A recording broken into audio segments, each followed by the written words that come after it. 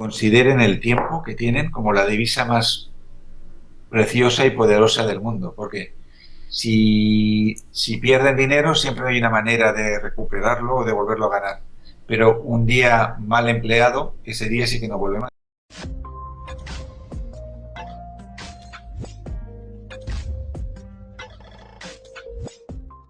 Muy buenos días, una vez más bienvenidos a Diálogos.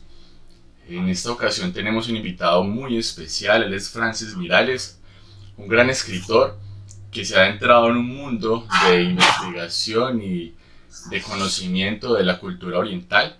Él escribió, entre muchos otros, dos libros maravillosos, que es Ikigai e Ichigo Ichi. Y pues, Francis, te damos la gran bienvenida a este espacio y muchas gracias por aceptar la invitación. Muchas gracias, Julián. Un placer estar aquí contigo y adelante con esta sesión. Un honor estar aquí. Claro que sí, Francis. Pues digamos que nos traen dos temas particulares a esta sesión que nos gustaría ir tomando a medida que desarrollamos la entrevista.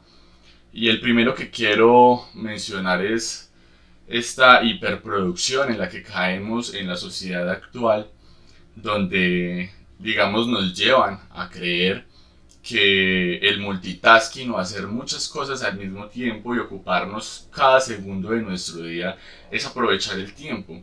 Y de pronto estamos abandonando ese propósito de vida o ni siquiera lo hemos descubierto.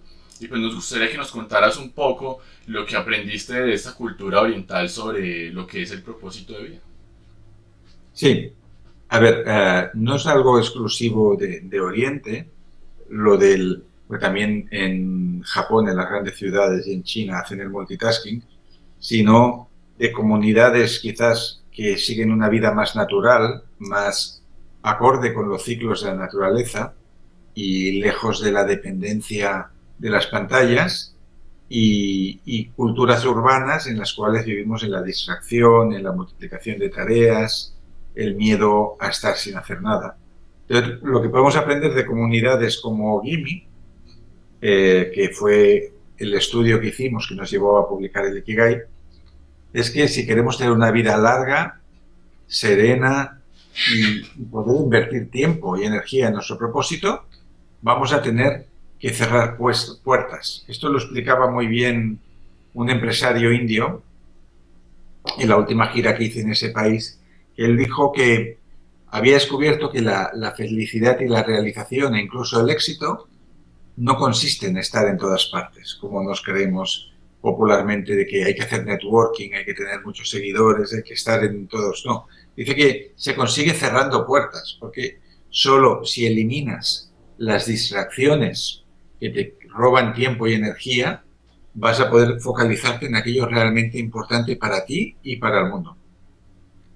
Y ahí Perfecto. está el propósito vital, en poner toda la carne en el asador, ¿no? En decir, esto es lo más importante de mi vida y soy capaz de renunciar a todo lo otro. Schopenhauer hablaba de la contemplación, ¿no?, como medio de redención a la miseria humana, pues digamos, lo manejaba el de este tema. Pero entonces sí podemos hablar como una semejanza a lo que actualmente llamamos como mindfulness, este hecho de estar presente al 100% en una tarea que hacemos. Sí, exacto. Eso es lo que Csikszentmihalyi llamaba flow, ¿no? Que Ujú. es cuando te fundes totalmente con una actividad y esa actividad se convierte en el centro de tu universo. Y a partir de ahí puedes llegar a la excelencia en cualquier cosa que hagas y además es como una forma de meditar, porque realmente igual que el monje zen está barriendo el patio o está lavando unas patatas, lo hacen con el cariño de que aquello es lo más importante del mundo en ese momento. Si aquello en lo que ponemos nuestra atención y nuestro foco lo tratamos de la misma manera, pues nos vamos a relajar, vamos a hacer un muy buen trabajo y además vamos a acceder a niveles de calidad en lo que hacemos que de otra manera nunca llegaríamos. Claro que sí. Mm, bueno, vemos que las personas adultas siempre buscamos esa hiperproductividad y creo me atrevo a decir que yo he caído en ella también. Yo también, ¿eh? Creo que Eso, todos hemos caído alguna vez. Y mira, y fíjate que esto no es exclusivo de la modernidad. Ya los romanos tenían este problema y tenían una expresión para eso, que se llamaba horror vacui, que es okay. el miedo al vacío.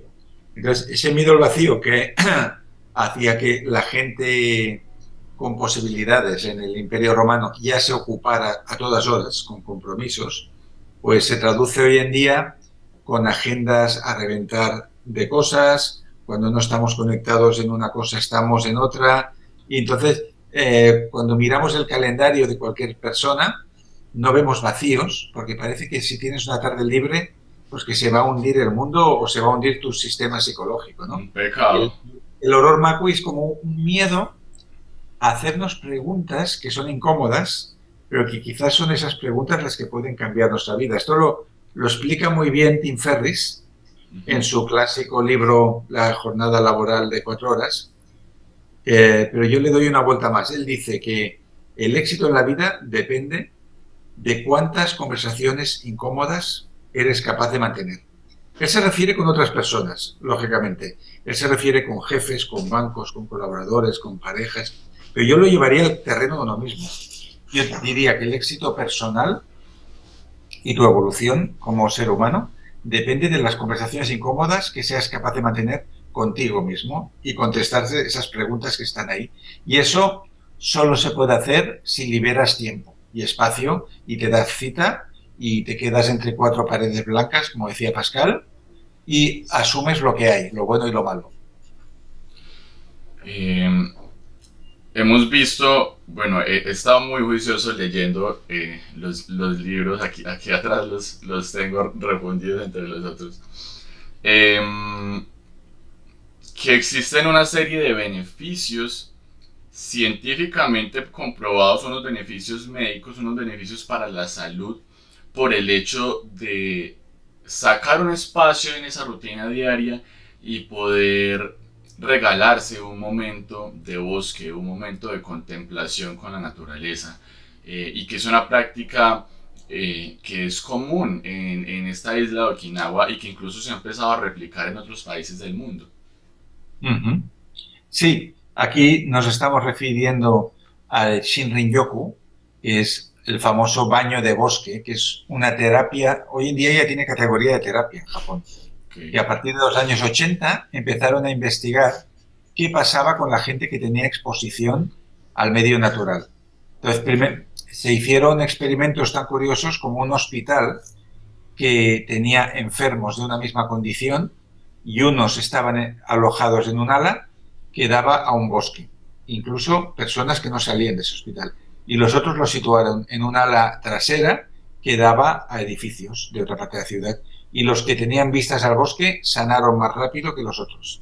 Y luego los estudios se llevaron también a lo que aquí en España llamamos los domingueros, ¿no? ¿Qué pasa con los urbanitas que se toman un día por semana para poder ir al campo y se van pasándose toda una mañana o un mediodía y una tarde ahí?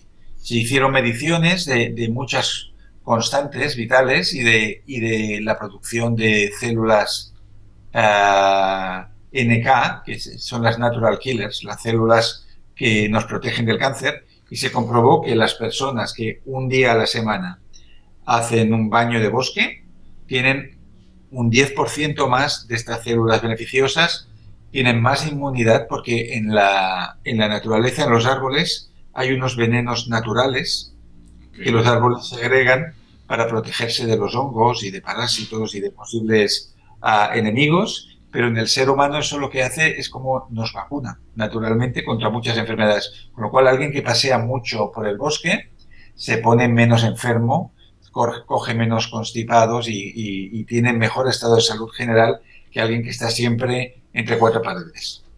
Excelente. Frances, podemos decir entonces que una práctica de Ikigai plena puede otorgarnos una vida más prolongada, porque vemos que en la isla de Okinawa, en el pueblo de Ogimi, está contemplado como la zona azul número uno. Las zonas azules son esas zonas donde encontramos mayor población longeva, y pues esa está catalogado como la número uno. ¿Será Sí, que sí existen una serie de reglas o pasos que las personas puedan seguir, que digan, ve, voy a empezar a implementar este y este tipo de actividades a diario para, para tener un ikigai en mi vida y poder tener una vida mucho más plena y mucho más larga?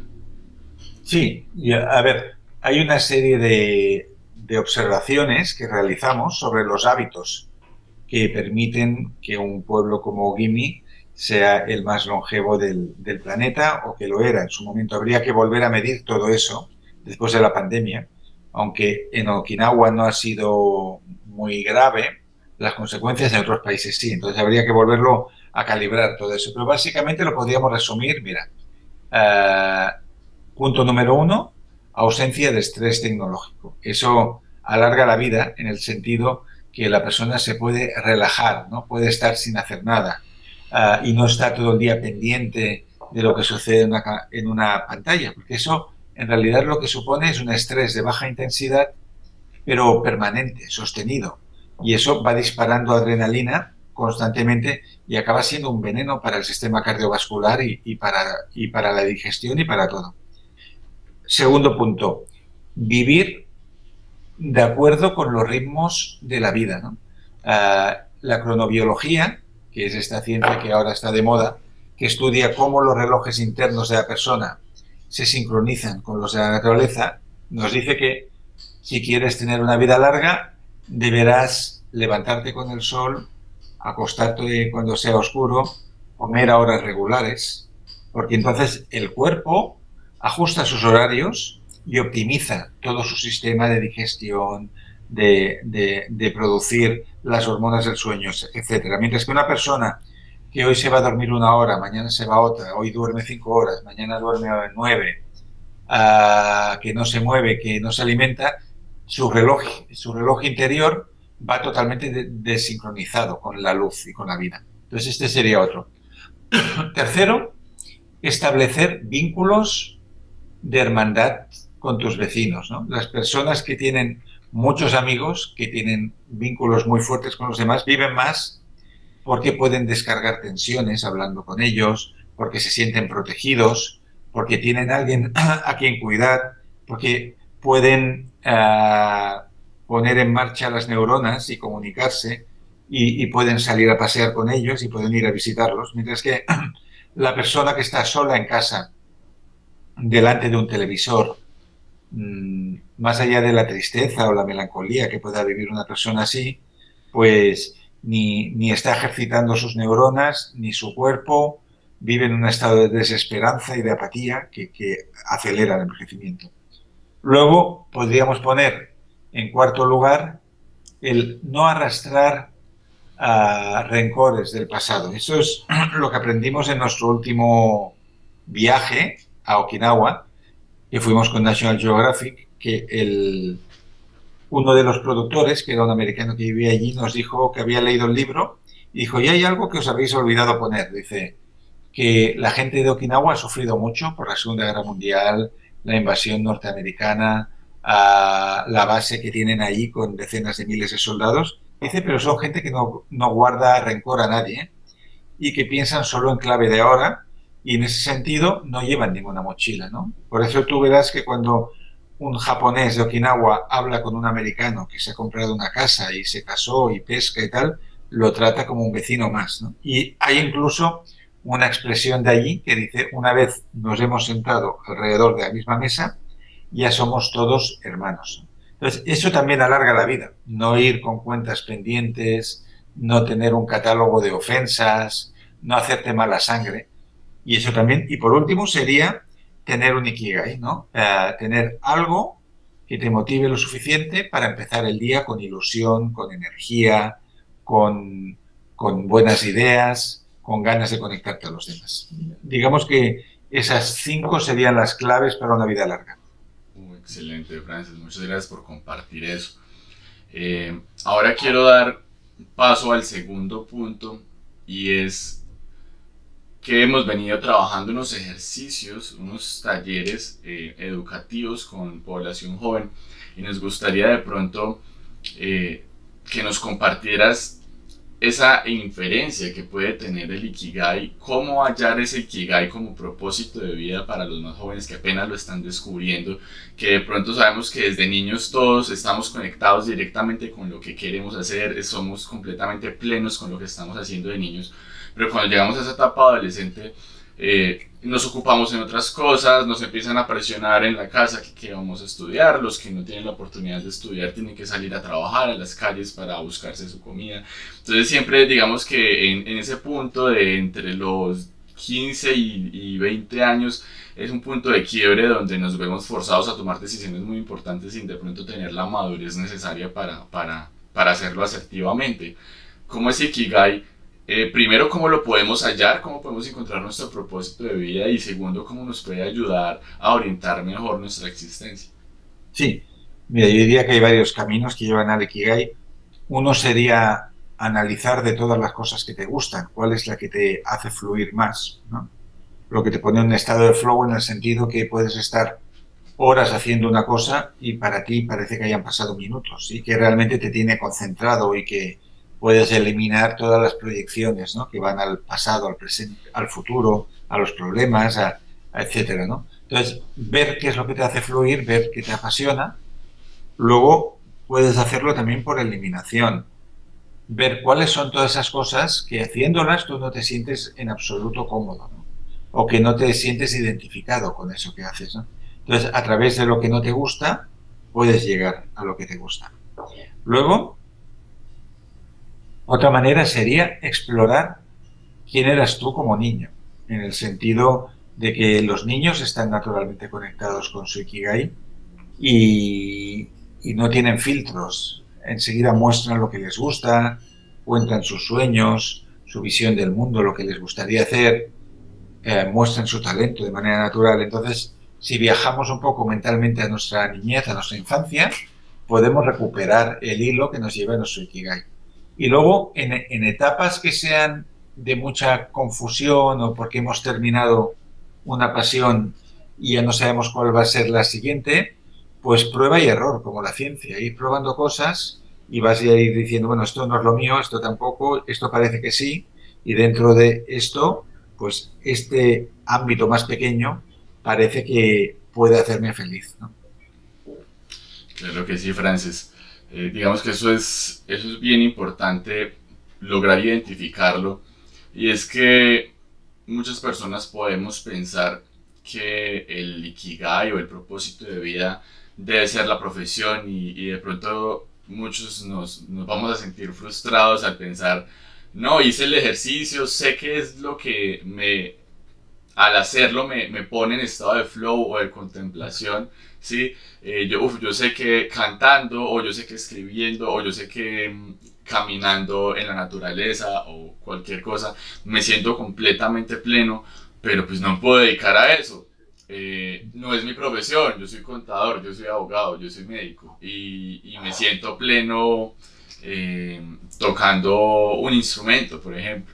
Entonces, ¿qué diferencia hay o qué se le pueden decir a esas personas que saben cuál es ese punto de contemplación, saben cuál es su Ikigai, pero no es a lo que se dedican a nivel profesional? Sí.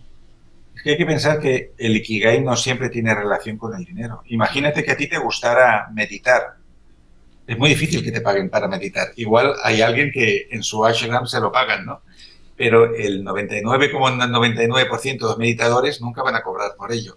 Igual muchas tareas artísticas, no sé si a ti te gusta explorar como pintor, pero te gusta hacer cosas muy raras que no son las que se venden en las galerías, o si tienes una vocación solidaria de ofrecer tu ayuda en determinados lugares donde no se mueve dinero, pues igual el Ikigai ahí no tiene relación con el dinero. Y tenemos grandes ejemplos en la historia de la humanidad de personas que tenían dos vidas, ¿no? Una vida productiva, una vida económica, ¿no? Y una vida de pasión, ¿no? Siempre ponemos con Héctor el ejemplo de Franz Kafka, que él por la mañana hasta las 3 o las 4 de la tarde trabajaba de abogado en una aseguradora que aún existe, y luego llegaba a casa, hacía una siesta de 3 horas y de la tarde hasta muy avanzada la madrugada escribía. Entonces había una parte del día que era su manutención y que intentaba hacer de la mejor manera posible y de la manera más profesional posible, y otra parte de su jornada que era su pasión. Y muchas personas conocidas incluso pues han tenido que combinar, ¿no?, ambos mundos, a no ser que seas como los Beatles, que caigas en la época adecuada, ¿no?, y que de repente aquello que tú haces tenga la capacidad de iluminar a millones de personas. Claro, en la época que Kafka escribía, él publicó, pero lo que él publicó en aquel momento de la historia, igual lo leyeron un centenar de personas. Pero si coincide que lo que tú estás haciendo es lo que el mundo necesita, igual sí que entonces es una profesión y muy bien pagada incluso, ¿no? Yo siempre he tenido una teoría, y es que cuando uno hace lo que ama, pues va a quedar bien hecho, y las cosas bien hechas en el mercado real cuestan. Entonces digamos que también podemos ir considerando, si no nos dedicamos a eso, también irlo implementando poco a poco, lo que los japoneses llaman Kaizen, que es como el mejoramiento continuo.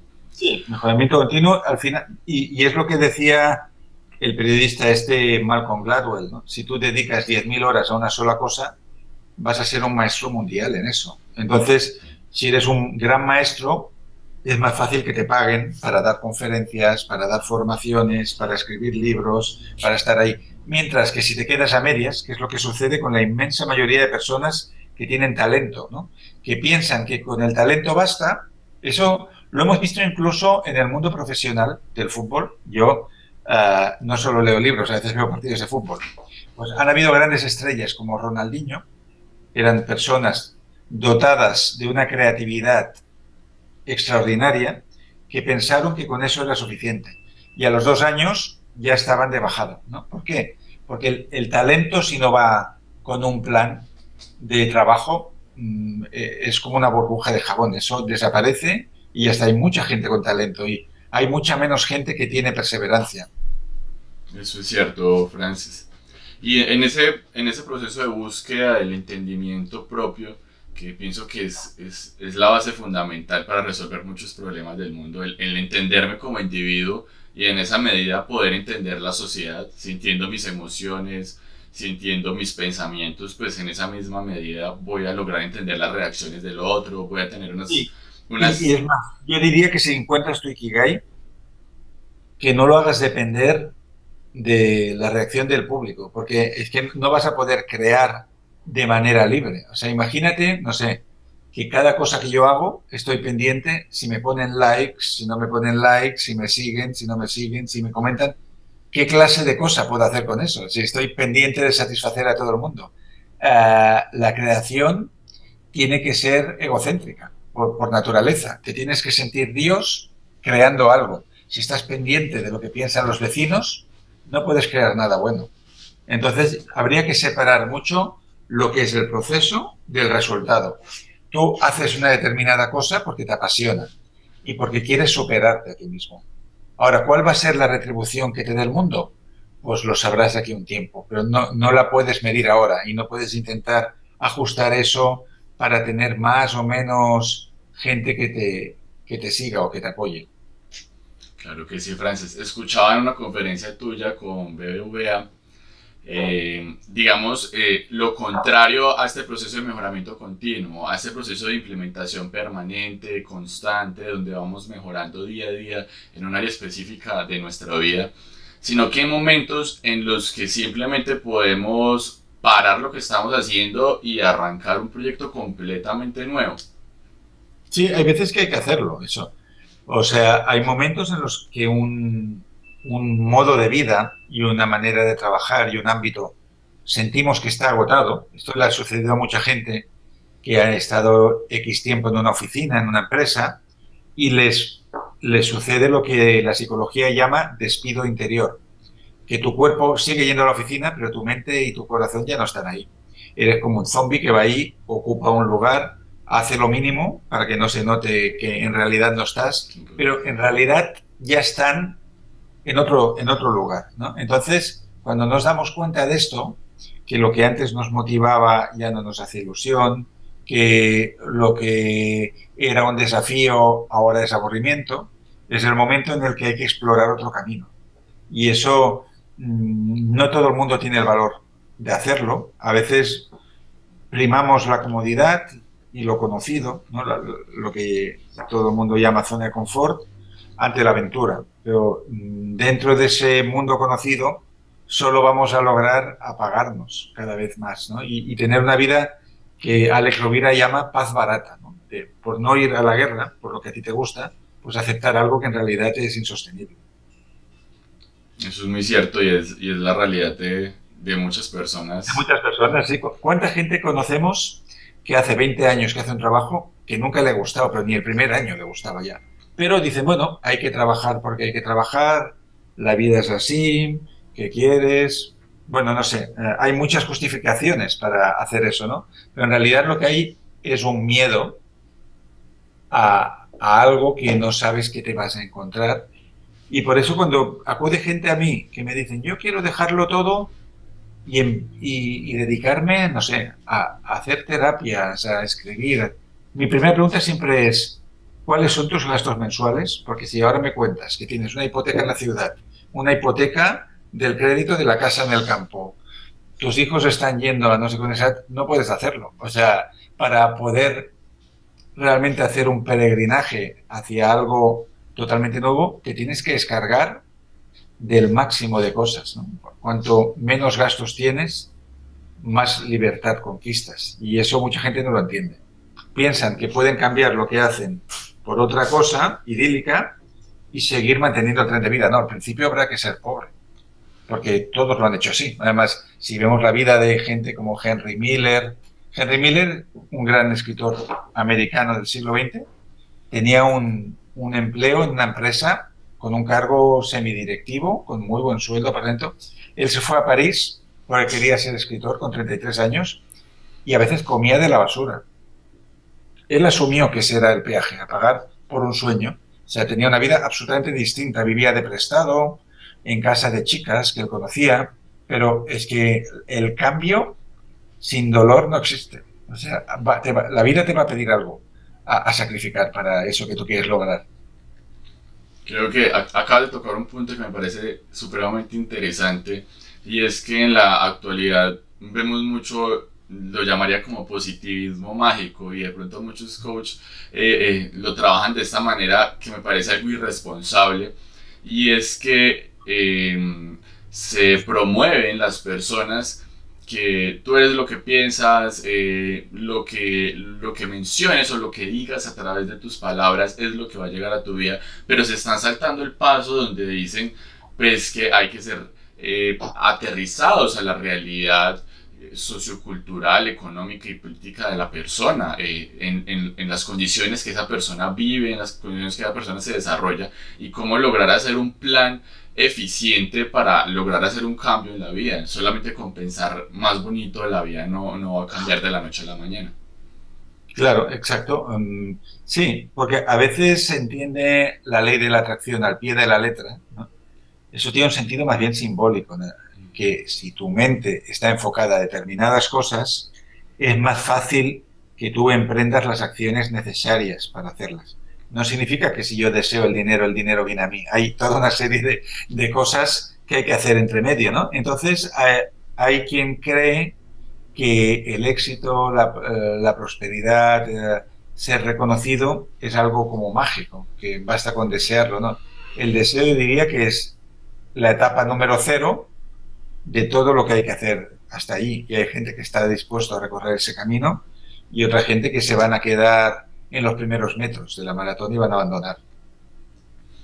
Frances, ya para terminar, pues primero agradeciéndote por estos maravillosos consejos y por compartirnos parte de tu experiencia y de lo que has aprendido durante estos viajes.